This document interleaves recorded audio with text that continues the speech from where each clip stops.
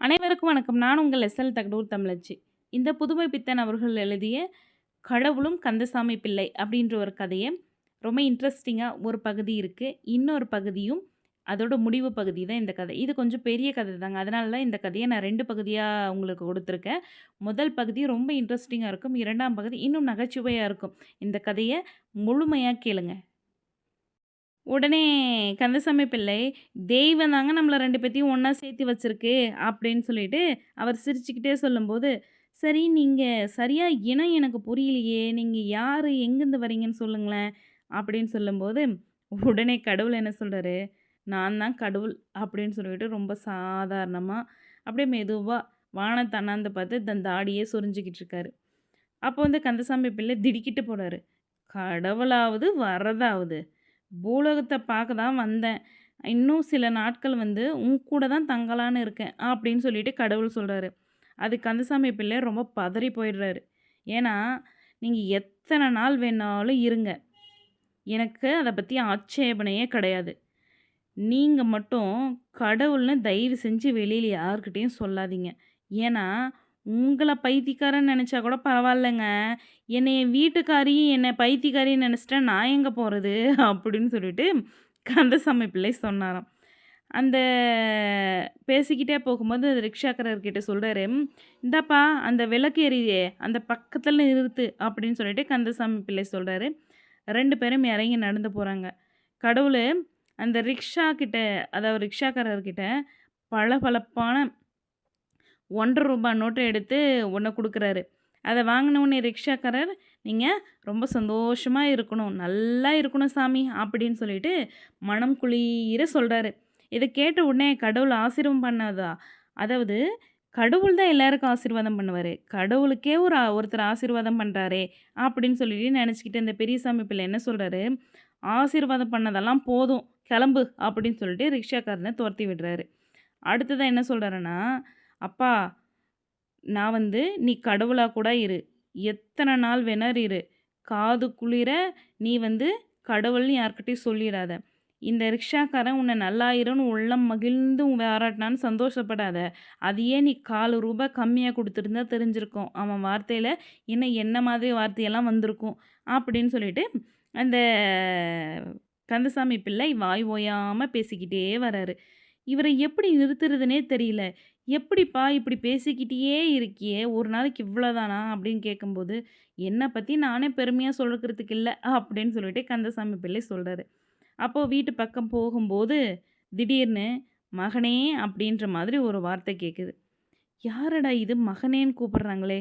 அப்படின்னு சொல்லிட்டு அந்த கடவுள் புலித்தோலோட, சடாமுடியும், மானும், மழுவும், பிறை சூடிய அந்த கொண்டையும் கடவுள் காட்சியளிக்கிறாரு. இத பார்த்துட்டு மகிழ்ச்சியில அவன் துள்றதா, அப்படி என்னது பண்றது? அவரு கடவுளா? நம்ம முன்னாடி தோன்றியிருக்காரா? அப்படின்ற மாதிரி அப்படியே உள்ளம் ரொம்பவுமே பொங்கி வழியுது.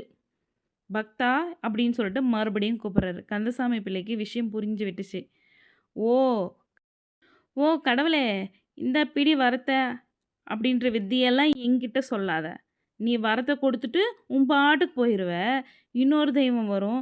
"தலைய குடு" அப்படின்னு கேட்கும். உன்கிட்ட வரத்த வாங்கிக்கிட்டு, பிறகு வரவங்கிட்ட என் தலைய குடுக்க சொல்றியா? இந்த ஆபத்தெல்லாம் எனக்கு வேணவே வேணாம். இந்த சோணகிரியெல்லாம் நான் இல்ல. சரியா? இந்த பூலோகத்தில பார்க்க வந்தியா? வந்தியா பார்த்துட்டு நீ பாட்டுக்கு ஆசை தீர இருந்துட்டு போ. அப்படிப்பட்ட ஆசையெல்லாம் எனக்கு இல்ல. இந்த இங்க பாரு, இந்த பூலோகத்த பார்க்க வந்தீங்களா? வந்து பார்த்துட்டு ஆசைப்பட்ட வரைக்கும் இருந்துட்டு போங்க. அப்படி இருக்கணும்னா, நீங்க என்ன மாதிரி சாதாரண மனுஷனா தான் இருக்கணும். அப்படி இருக்கிறதா இருந்தா, நீங்க இந்த வீட்டுக்குள்ள வாங்க. அப்படி இல்லன்னா, இப்படியே நடைய கட்டுங்க. அப்படின்னு சொல்லிட்டு கந்தசாமி பிள்ளை சொல்றாரு. கடவுள் என்ன பண்றாரு? ஓ! அப்படின்னா இவர் கூட இருக்கணும்னா நம்ம என்ன பண்ணணும்? சாதாரண மனிதனா தான் இருக்கணும் அப்படின்னு சொல்லிட்டு, சாதாரண மனிதனா உருவெடுத்து தான் வீட்டுக்கு நடந்து போறாங்க. அங்க இத விட இன்னும் பல கூத்துக்கள் எல்லாம் நடக்க காத்திருக்கு. அந்த கூத்தெல்லாம் கேட்டீங்கன்னு வச்சுக்கோங்களேன், கடவுள் யாரு? மனிதன் யாரு? அப்படின்ற ஒரு சந்தேகமே வர அளவுக்கு இந்த கதை.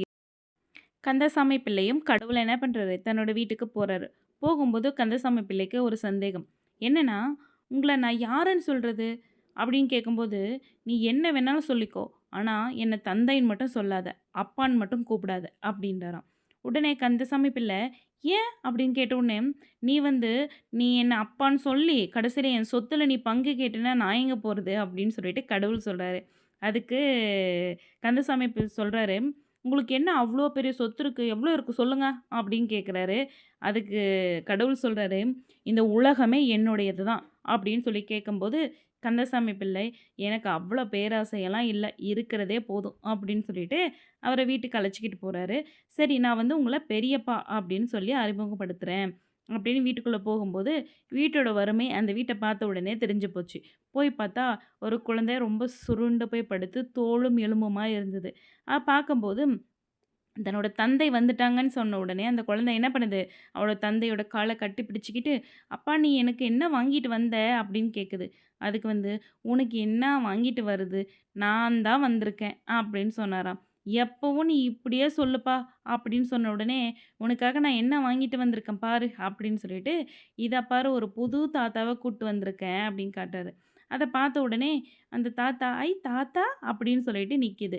அப்போ, "இது யாரு உன்னோட குழந்தையான்னு?" கேட்கும்போது, அவர் அப்படியே மெலிஞ்சிட்டு நிக்கும்போது, "ஆமா, எனக்குன்னு கிடைச்ச ஒரே ஒரு கறிவேப்பிலை கொழுந்து இது ஒண்ணு தான்." அப்படின்னு சொல்லிட்டு காட்டுறாரு. சரி இங்கேயே உட்காருங்க, நான் போய் தண்ணி எடுத்துட்டு வரேன்னு சொல்லிட்டு உள்ள போறாரு. அப்போ, "வாடி என் கறிவேப்பிலை கொழுந்தே" அப்படின்னு கூப்பிடும்போது, "ஐயய்யோ! தாத்தா என் பேர் கறிவேப்பிலை கொழுந்தெல்லாம் கிடையாது. என் பேர் லக்ஷ்மி." அப்படின்னு சொல்லுச்சாம். அப்போ என்ன மட்டும் என் அப்பா எப்பவுமே கருவாச்சி, கருவாச்சி அதாவது கரிப்பி, கரிப்பின்னு தான் கூப்பிடுவாராம். அப்படின்னு சொல்லிட்டு இந்த குழந்தை அழகா சொல்லிருச்சுச்சு. அப்ப அவங்களோட மனைவி வராங்க. 2 பேருக்கும் என்ன பண்றாரு, அறிமுகப்படுத்தி வைக்கிறாரு. இவர் தான் என்னோட பெரியப்பான்னு சொன்னோனே, 2 பேரும் பரஸ்பரமா உணவு சமைச்சு சாப்பிட்டு படுத்துட்டு இருக்கும்போது, அப்போ கந்தசாமி பிள்ளை கேட்குறாரு, "இந்த பூலோகத்தில பொழைக்கணும் அப்டின்னா, ஏதாவது ஒரு வேலை செய்யணும். என்ன செய்ய போறீங்க?" அப்படின்னு கேட்கும்போது, "அதுதான் நானும் யோசிக்கிறேன்." அப்படின்னு நெனச்சிட்டு இருக்கும்போது தான், அவர் சொல்றாரு, "நீங்க பேசாம என்னோட வைத்தியசாலையிலே நீங்க வந்து சேர்ந்துக்கோங்களேன்." அப்படின்னு கேட்குறாரு. "ஐயய்யோ! நான் வந்து உன்னோட போட்டிக்கு நான் வந்து போட்டி போட விரும்பல. அதாவது உன் தொழிலுக்கு நான் போட்டி போட விரும்பல." அப்படின்னு சொல்லிட்டு சொல்றாரு. "இல்ல, இல்ல. நான் தப்பாலாம் எடுத்துக்க மாட்டேன். நீங்க வாங்க." "இல்ல, இல்ல. எனக்கு வந்து நல்லா தெரிஞ்சதுன்னா, நடனம் ஆடுறது. அதாவது நீ ஏதாவது நாடக சபா, இல்ல தெருக்கூத்து ஏதாவது இருந்தா சொல்லு. நான் அதில வந்து கலந்துக்கிட்டு அதாவது அதில நான் வந்து நடனம் ஆடி, அதன் மூலமா நான் பொழைச்சுக்கிறேன். நீங்க எப்படின்னா, என்னால மட்டும் முடியாதுன்னா, தேவி பார்வதியும் கூட என்னோட உதவிக்காக நான் அழைச்சுக்கிறேன். அப்படி ஒரு வாய்ப்ப மட்டும் எனக்கு ஏற்படுத்தி கொடு." அப்படின்னு சொல்லிட்டு கேட்குறாரு. அடுத்த நாள் காலையில விடியுது. அப்போ வந்து என்ன சொல்றாருன்னா, "எனக்கு தெரிஞ்ச ஒரு ஜமீன்தார் இங்க இருக்காரு. அவருக்கு நான் எப்பவுமே லேகியங்கள், சில மருந்துக்கள் எல்லாம் கொடுக்கறது வழக்கம். அவரு நான் என்ன சொன்னாலும் கேட்பாரு. அவர்கிட்ட நான் அழைச்சுக்கிட்டு போறேன்னு சொல்றாரு. சரின்னு உடனே காலையில எழுந்த உடனே தன்னோட மனைவியும், குழந்தையும் அழைச்சுக்கிட்டு அவரோட பெரியப்பா என்ன பண்றாரு, அது கடவுள் கடைவீதிக்கு போறாரு. அவங்களுக்கு தேவையான சில பொருட்கள் எல்லாம் வாங்கி கொடுக்குறாரு. வாங்கிக்கிட்டு வந்தோனே குழந்தை ரொம்ப சந்தோஷமா, "தாத்தா எனக்கு நெறைய வாங்கி கொடுத்தாரு." அப்படின்னு ரொம்ப சந்தோஷமா வராரு. 2 பேரையும் வீட்ல விட்டுட்டு இந்த கந்தசாமி பிள்ளையும், கடவுளும் என்ன பண்றாரு, அந்த ஜமீன்தார பார்க்கறதுக்கு அவரோட பங்களாவுக்கு போறாங்க. அங்க போய் பார்க்கும்போது, கீழ வேலையாள்கிட்ட, "நான் வந்து வைத்தியன் வந்திருக்கேன். கந்தசாமி பிள்ளை வந்திருக்கேன்னு போய் சொல்லுங்கன்னு" சொல்லிட்டு அதிகாரண தோரணையில சொல்றாரு. இத கேட்ட உடனே அங்க இருந்த வேலையாட்கள் போய் அந்த ஜமீன்தார் கிட்ட சொல்றாங்க. அந்த ஜமீன்தாரும், "வாங்க, வாங்க பிள்ளையாளே, உங்களுக்காக தான் நான் எதிர்பார்த்துட்டு இருந்தேன். நேத்து தான் நீங்க கொடுத்த எல்லா மருந்தும் தீர்ந்துச்சு. நானே உங்கள கூப்பிடணும்னு நெனச்சேன். நீங்களே வந்துட்டீங்கன்னு" சொல்லிட்டு வரவழைச்சு, "அப்படியா! சரி தீர்ந்து போச்சா? உங்களுக்கு நாளைக்கு உங்களுக்கு தேவையான எல்லா மருந்தும் நான் குடுத்து அனுப்புறேன்." அப்படின்னு சொன்னாராம். சரி இவர் வந்து என்னோட தூரத்து உறவு, பெரியப்பா மொற வரணும். இவருக்கு வந்து நடனம் ஆடுறது அப்படின்னா ரொம்ப பிடிக்கும். இந்த நடனமாடும் சபையில நீங்க தான் பிரசிடென்ட்டா இருக்கீங்கல்ல, அதனால இவருக்கு ஒரு வாய்ப்பு குடுத்தீங்கன்னா நல்லாருக்கும்." அப்படின்னு சொல்லி கேட்டாராம். நான் பிரசிடென்ட்டா இருக்கிறதெல்லாம் நியாயம் தான். இந்த காலத்தில இருக்கிறவங்களுக்கெல்லாம் வந்து நெறைய புது புது விஷயங்கள் தான் ரொம்ப விரும்புறாங்க. வேணும்னா நீங்க ஒரு சின்ன நடனத்த எனக்காக நீங்க நடனம் ஆடி காமிங்க. எனக்கு பிடிச்சிருந்தது அப்டின்னா, உங்களுக்கு நான் வாய்ப்பு குடுக்குறேன் அப்டின்னு சொல்லிட்டு, ஜமீன்தார் ஒய்யாரமா அந்த நாற்காலியில உட்கார்றாரு.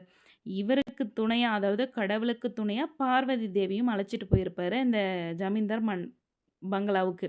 அங்க போய் இருவரும் என்ன பண்றாங்க, உடை மாற்றி அந்த கடவுள் உருவத்தில பரமசிவனும், பார்வதியும் போல 2 பேரும் அந்த அறைக்குள்ள இருந்து வெளியில வராங்க. அது உண்மையான பாம்பு, உண்மையான ஜடாமுடி, உண்மையான கடவுளாச்சே! கடவுள் எப்படி இருப்பாரோ, அப்படியே வந்து நடனம் ஆட ஆரம்பிக்கிறாங்க. அப்ப பார்த்த உடனே இந்த ஜமீன்தார் என்ன பண்றாரு, என்னடா இது இப்படி இருக்கானுங்க அப்படின்னு யோசிக்கும்போது, கந்தசாமி பிள்ளை என்ன நினைக்கிறாரு, நான் வந்து இதுக்கப்புறம் இந்த பரமசிவன் உருவத்திலலாம் நீங்க என்கூட இருக்கிற வரைக்கும் இருக்கக்கூடாது. அப்படின்னு சொல்லி தானே அழைச்சிட்டு வந்தேன். இவர் என்னன்னா திடீர்னு தன்னோட உருவத்தில வந்து நிக்கிறாரு. இந்த ஜமீன்தார் இத பார்த்து ஏதாவது பண்ணா என்ன பண்றது அப்படின்னு கோவமா இருக்கும்போது, திடீர்னு ஜமீன்தார் என்ன பண்றாருன்னா, "எப்பா நிறுத்து" அப்படின்னு ஒரு சத்தம்.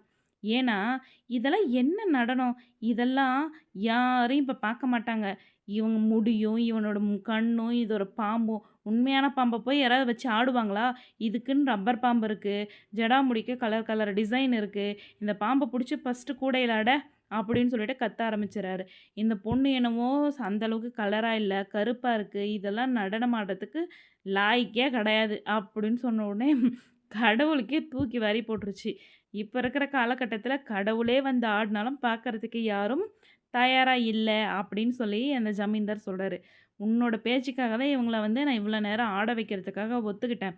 இந்த ஆட்டமெல்லாம் இந்த மேடையில ஏத்துனேன்னு வச்சுக்கோங்களேன், அவ்வளோதான் அப்படின்னு சொல்லிட்டு என்ன பண்றாங்க, அவங்க 3 பேரையும் திட்டி வெளிய அனுப்பிடுறாங்க.